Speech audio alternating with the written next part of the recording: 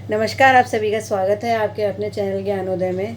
तो जैसा कि आप सभी लोग जानते हैं कि ट्रिक्स की सीरीज़ भी साथ साथ चल रही है और मैंने 1970 तक की आपको जितनी भी रचनाएं हैं वो क्रम से करवा दी हैं, जिन रचनाओं के रचनाकाल इम्पोर्टेंट हैं। तो अब मैं आपको करवाने जा रही हूँ वो रचनाएँ जो कि 70 से ऊपर वाली हैं, यानी 1970 से 75 तक की 5 सालों की रचनाएँ मैं आपको फिर से करा रही हूँ आज इस वीडियो में। तो देखिए, सबसे पहली जो रचना है वो है बुनी हुई रस्सी और 1975 की है। ये है, तो ये रचना 1971 की है। सॉरी, गलती से 75 लिखा हुआ था। ठीक है, तो ये 1971 की रचना है और ये जो है भवानी प्रसाद मिश्र की रचना है। ठीक है, किसकी है? भवानी प्रसाद मिश्र की रचना। ठीक कर लीजिए आप। ठीक है, तो देखिए, भवानी प्रसाद मिश्र ने लिखी थी बुनी हुई रस्सी। ठीक है, अब इसको आप लर्न कैसे करेंगे? 1971 की एक तो बुनी हुई रस्सी है और एक भस्मांकुर है जो कि नागार्जुन की लिखी हुई है। ठीक है, तो इसको कैसे हम लर्न करेंगे? देखिए, आप जानते हैं कि भवानी किसको कहते हैं? दुर्गा। और भवानी की अगर कोई मूर्ति है, मतलब आपको मालूम है कि भवानी की मूर्तियाँ जगह जगह लगी होती हैं मंदिरों में। तो जब भवानी की किसी मूर्ति को आप ले जाएंगे तो आपको कैसी रस्सी चाहिए होगी? आपको बुनी हुई रस्सी चाहिए होगी। क्यों चाहिए होगी? क्योंकि बुनी हुई रस्सी जो है वो बहुत मजबूत होती है, उससे जो है चीज़ें जल्दी टूटती नहीं है। ठीक है, तो आपने देखा होगा कि जैसे जब मूर्तियाँ बनती हैं, जब नवरात्र आते हैं तो माता दुर्गा की मूर्तियाँ बनाई जाती हैं। तो वो जो मूर्तियाँ होती हैं उनको रख कर ले जाया जाता है दूसरे स्थानों पर। उनकी सेल होती है मूर्तियों की, मार्केट में लेकर जाया जाता है। तो उनको बांध लिया जाता है अच्छी तरह, जिससे वो मूर्तियाँ गिर ना जाएं। ठीक है, तो बुनने के लिए तो आपको बांधने के लिए क्या चाहिए? मूर्ति को रस्सी चाहिए। और कैसी चाहिए? बुनी हुई रस्सी, क्योंकि बुनी हुई रस्सी मजबूत होती है। तो इस तरह से आप याद कर लीजिए, भवानी प्रसाद मिश्र की क्या हो गई? बुनी हुई रस्सी। उसके बाद अगला जो है वो है भस्मांकुर और ये नागार्जुन का है। ठीक है, भस्मांकुर नागार्जुन। अब देखिए, नागार्जुन से क्या बनेगा? नाग। और नाग के बारे में आप सभी लोग जानते हैं, जो काला नाग होता है, जो कोबरा होता है, काला नाग। ठीक है, तो अगर नाग किसी को काट ले तो इंसान ठीक नहीं हो सकता है। तो आपने सुना होगा, आपने मूवीज़ में भी देखा होगा कि जो नाग होते हैं उनको वश में करने के लिए एक भस्म आती है। और वो जैसे कि आपने वो जो नगीना पिक्चर देखी होगी ना, नगीना मूवी, तो उसमें क्या होता है कि वो नागिन को कंट्रोल करने के लिए चारों तरफ राख जो है वो डाल देता है। ठीक है, अमरीश पुरी का जो कैरेक्टर दिखाया गया है, तो वो चारों तरफ राख डाल देते हैं और उस राख के अंदर जो, उस राख से बाहर वो नाग जो है वो नहीं जा सकता है। ठीक है, तो नाग को कंट्रोल करने के लिए क्या चाहिए? भस्म चाहिए। तो इससे आप याद कर लीजिए कि नागार्जुन जो है वो उनकी रचना है भस्मांकुर। ठीक है, उसके बाद फिर आगे चलते हैं। फिर है संसद से सड़क तक 1972 और ये धूमिल की जो है लिखी हुई है। ठीक है, धूमिल की लिखी हुई है। धूमिल यानी कि सुदामा पांडे धूमिल। ठीक है, तो धूमिल की ये लिखी हुई है। अब इसको याद कैसे करेंगे? आप ऐसे याद रख लीजिए कि आप संसद जाते हैं। ठीक है, आप कभी दिल्ली गए होंगे तो आप संसद कभी घूमने गए होंगे। ठीक है, तो संसद से आप जब आप सड़क पर आते हैं तो आपको मालूम है बहुत ज़्यादा पॉल्यूशन है दिल्ली में। तो संसद से सड़क तक जब आप आते हैं तो क्या होता है? आप धूमिल हो जाते हैं। धूमिल का मतलब धुआं ही धुआं है, चारों तरफ गाड़ियों का धुआं है, चारों तरफ पॉल्यूशन फैला हुआ है। तो जब आप संसद से सड़क तक आ रहे हैं, अपने दिमाग में ऐसी इमेज बनाइए कि संसद से लेके जब आप सड़क पर आते हैं तो आप धूमिल हो जाते हैं, यानी धुएं में कहीं खो जाते हैं। किसका धुआं है? गाड़ियों का धुआं है, पॉल्यूशन है। ठीक है, तो इस तरह से आप याद कर लीजिए। उसके बाद फिर आगे चलते हैं। फिर है युग्म। युग्म जो है वो जगदीश गुप्त की है। ठीक है, युग्म किसकी है? जगदीश गुप्त की है। अब आप एक बात जानते हैं कि जगदीश किसको कहते हैं? जगदीश कहते हैं विष्णु भगवान को। ठीक है, जगदीश यानी पूरे जगत का ईश, जगत का पालन करता कौन है? विष्णु भगवान। और आपको मालूम है कि विष्णु भगवान की जब हम पूजा करते हैं, जगदीश की पूजा करते हैं, तो किस में करते हैं? हमेशा युग्म में करते हैं, यानी विष्णु और लक्ष्मी दोनों आपस में पति पत्नी हैं, तो उनकी हमेशा युग्म में पूजा होती है। ठीक है, विष्णु और लक्ष्मी। जैसे जब किसी का विवाह होता है किसी व्यक्ति का, तो जो वर होता है उसको विष्णु का प्रतीक माना जाता है और जो बेटी, जो मतलब दुल्हन होती है, उसको लक्ष्मी का प्रतीक माना जाता है ना।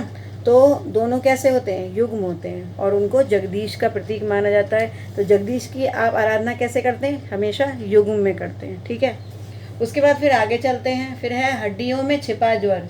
ये देखिए, ये 1973 की थी। अब 1973 की और रचनाएं हैं। हड्डियों में छिपा ज्वर, ये देवताले की है। ठीक है, अब देखिए ये रचना थोड़ी सी अलग है, इसको आप कैसे याद करेंगे? देवताले, देवताले में मैंने आपको, चंद्रकांत देवताले इनका पूरा नाम है। मैंने आपको पिछली बार भी जब चंद्रकांत देवताले लर्न करवाए थे तो मैंने आपसे कहा था कि चंद्रकांत देवताले आप मत याद रखिए, आप सिर्फ ताले याद रख लीजिए। देवताले में आप सिर्फ ताला याद रखिए, ठीक है। तो हड्डियों में छिपा ज्वर।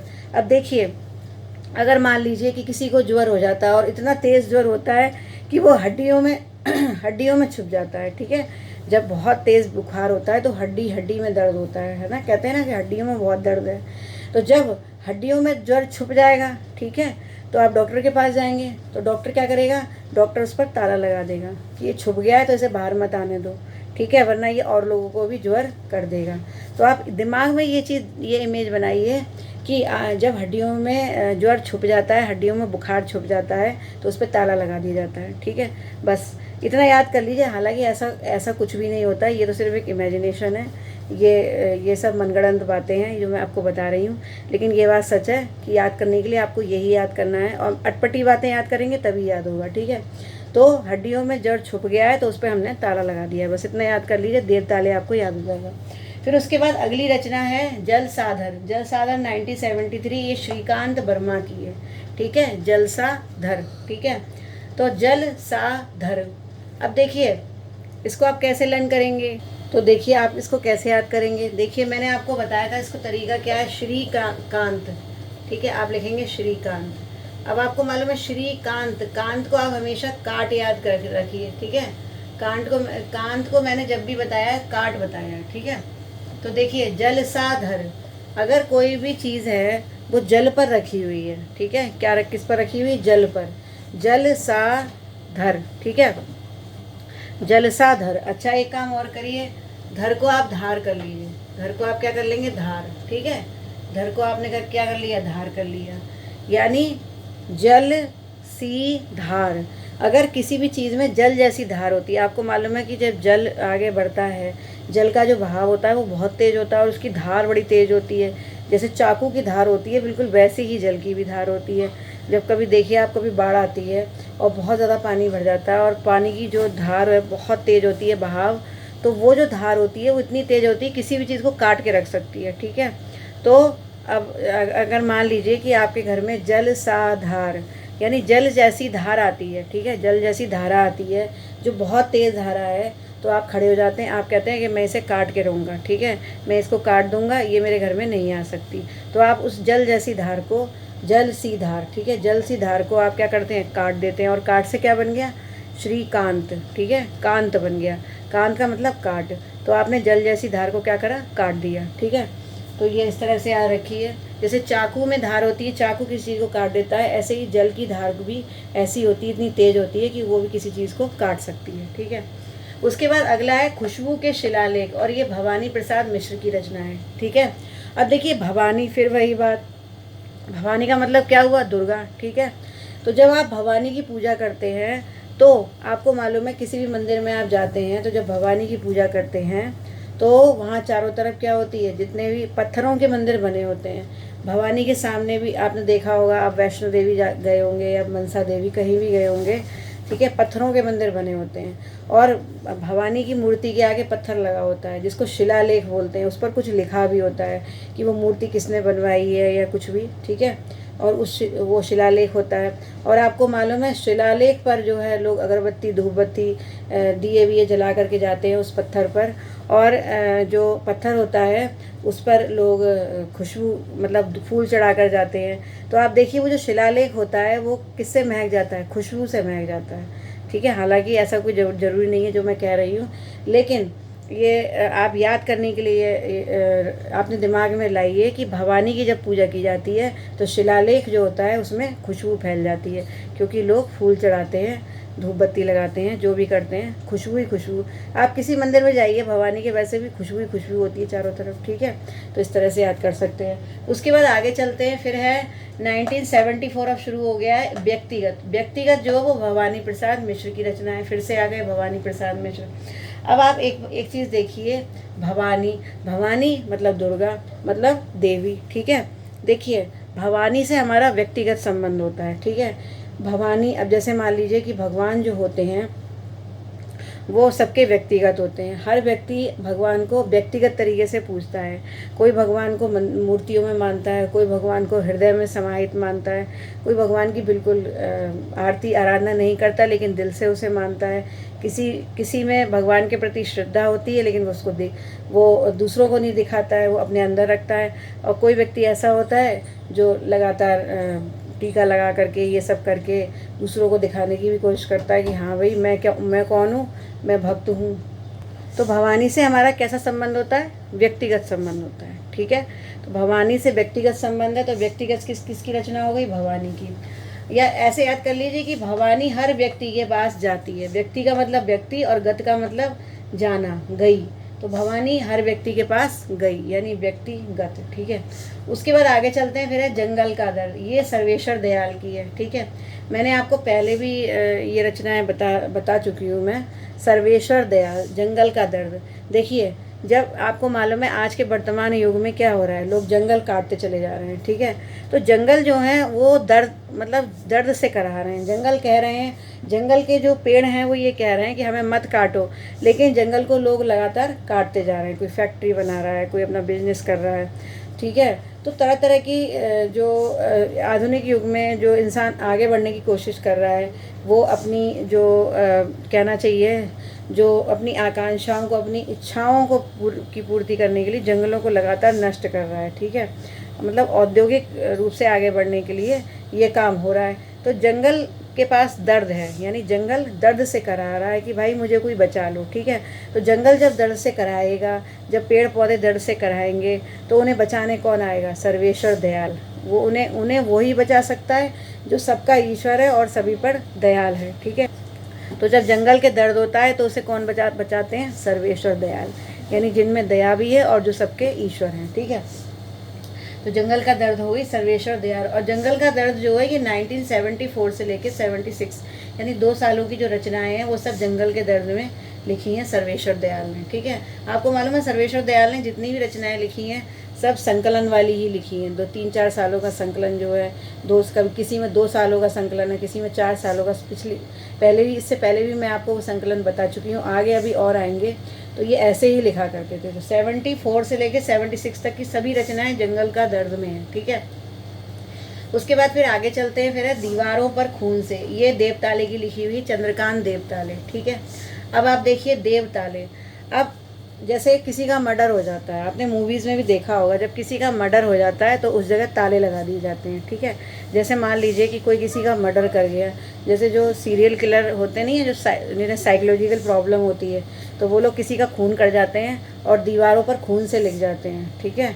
कि कुछ भी, या फिर आप भूतिया सीरियल देखते होंगे, हॉरर शो देखते होंगे, तो उसमें भी कई बार ऐसा होता है ना कि इंसान को मार देता है, जो चुड़ैल होती है या जो भी होती है वो उसको मार देती है और उसके बाद शीशे पर, आईने पर लिख जाती है या दीवार पर लिख जाती है खून से, ठीक है। तो जब दीवारों पर खून से कुछ लिखा होगा तो पुलिस आएगी इन्वेस्टिगेशन करने के लिए, तो वो ताला लगा जाएगी, है ना। ऐसी जगह को सील कर दिया जाता है, वहाँ पर कोई भी इंसान घुस नहीं सकता, क्योंकि पुलिस को इन्वेस्टिगेशन करना होता है। तो जब दीवारों से खून पर लिखा हुआ मिला तो पुलिस ने क्या कर दिया? ताला लगा दिया, ताले लगा दिए। तो ताले से क्या बन गया? देवताले, ठीक है। उसके बाद फिर आगे चलते हैं, फिर है हंसो और हंसो। ये रघुवीर सहाय की जो है रचना है, हंसो और हंसो। अब देखिए, आपको दुनिया में सब लोग रुलाने वाले ही होते हैं। आप खुद ये महसूस कीजिए। देखिए, दुनिया में जितने भी रिश्ते हैं सब हंसाते भी हैं और रुलाते भी हैं, ठीक है। ये थोड़ी सी मैं अब थोड़ा सा आध्यात्म पर आ गई हूँ। तो देखिए, लेकिन एक बात सच है कि दुनिया में जितने भी रिश्ते होते हैं सब कहीं ना कहीं स्वार्थ के भी होते हैं, ठीक है। जैसे आप बच्चों को, अगर आप एक बार को कुछ नहीं कर पाएंगे तो एक दिन बच्चा भी आपका साथ छोड़ देगा।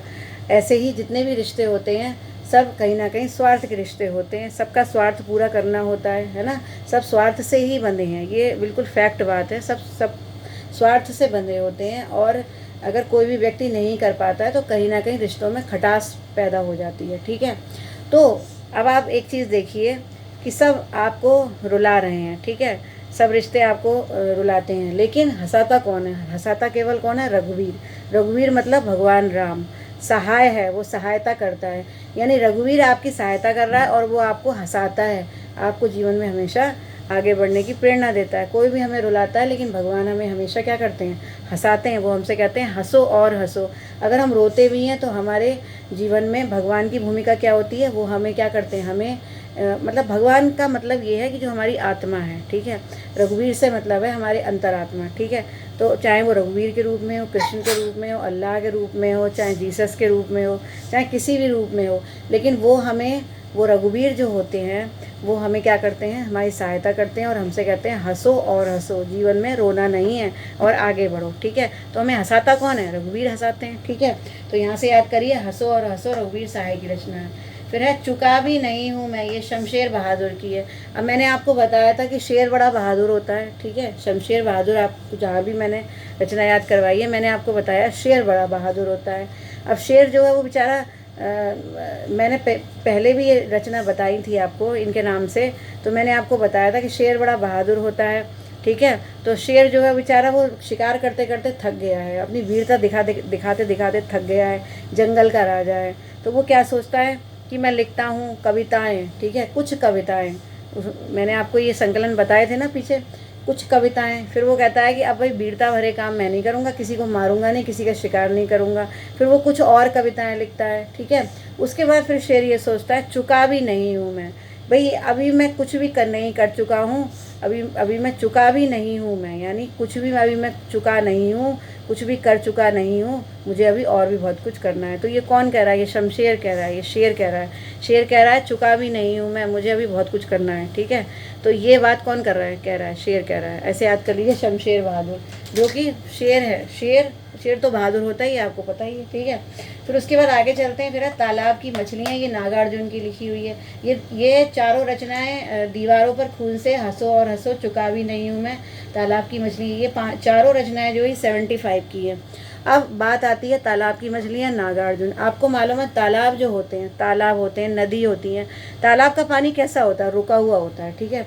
तो जहाँ रुका हुआ पानी होता है वहाँ पर मछलियाँ मिलती है, वहाँ पर सांप मिलते हैं, ठीक है। जैसे अगर आपके चारों तरफ का एरिया खाली है, मैदान है, और वहाँ पर पानी भर जाए अगर, तो वहाँ पर तालाब में क्या हो जाती हैं, मछलियाँ और सांप वगैरह हो जाते हैं, ठीक है, क्योंकि वो पानी में रहते हैं। तो अब देखिए, जहाँ पर नाग होगा, जहाँ पर मछलियाँ होंगी, तालाब में मछलियाँ होंगी, वहाँ पर नाग भी होंगे, ठीक है। नाग भी पानी में ही रहते हैं। तो जहाँ पर मछलियाँ होंगी, तालाब की मछलियाँ, वहाँ पर नाग भी होंगे। तो नाग और मछलियों का गहरा संबंध है। सांप भी वहीं मिलते हैं, ठीक है, पानी में, और मछलियाँ भी वहीं मिलती हैं, ठीक है। तो जहाँ तालाब की मछलियाँ हैं वहाँ नाग मिलेगा, यानी सांप मिलेगा। तो नागार्जुन की क्या हो गई, तालाब की मछलियाँ, ठीक है। तो ये मैंने आपको 71 से लेके 75 तक की रचनाएं कम्प्लीटली बता दी हैं, जो कि पूछी जाती हैं क्रम से, ठीक है। और बाकी रचनाएं जो हैं वो बिना रचना काल वाली हैं, वो मैं आपको बाद में कराऊंगी। पहले मैं सिर्फ वो करा रही हूँ जिनके रचना काल मुझे पता है, या जो जिनके रचना काल ज़्यादा पूछे जाते हैं, ठीक है। तो ये आई थिंक आपको सब रचनाएं याद हो गई होंगी, मेरे ख्याल से नहीं याद हुई हैं तो एक बार और वीडियो को देखिए, 2 बार आप देखेंगे तो ज़रूर याद हो जाएंगी।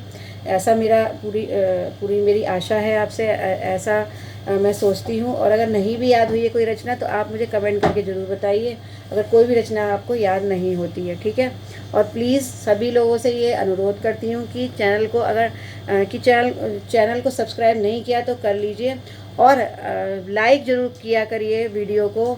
भाई देखिए, आप लोग लाइक नहीं करते हैं, मैं देखती हूँ कि आधे लाइक्स भी नहीं आते हैं, ठीक है।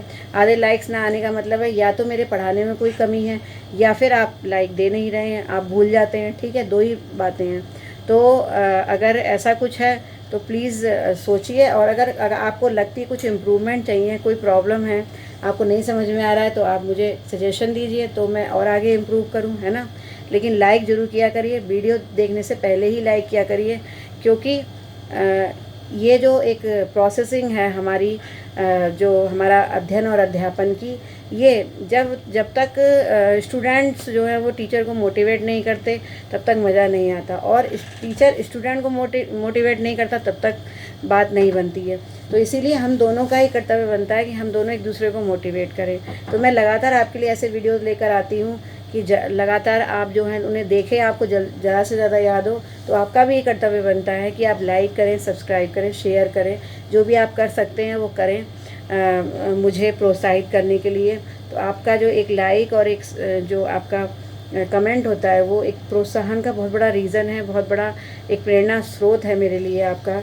तो ये ज़रूर किया करें, ऐसा मेरा आप सभी से अनुरोध है। तो मेरे ख्याल से ये सभी रचनाएं आपको याद हो गई होंगी। आगे 75 से लेकर 80 की रचनाएं मैं नेक्स्ट वीडियो में आपको बताऊंगी। तो इसी तरह देखते रहिए मेरे सभी वीडियोस और याद करते रहिए ट्रिक्स से। तो फिर मिलती हूँ नेक्स्ट वीडियो में। नमस्कार।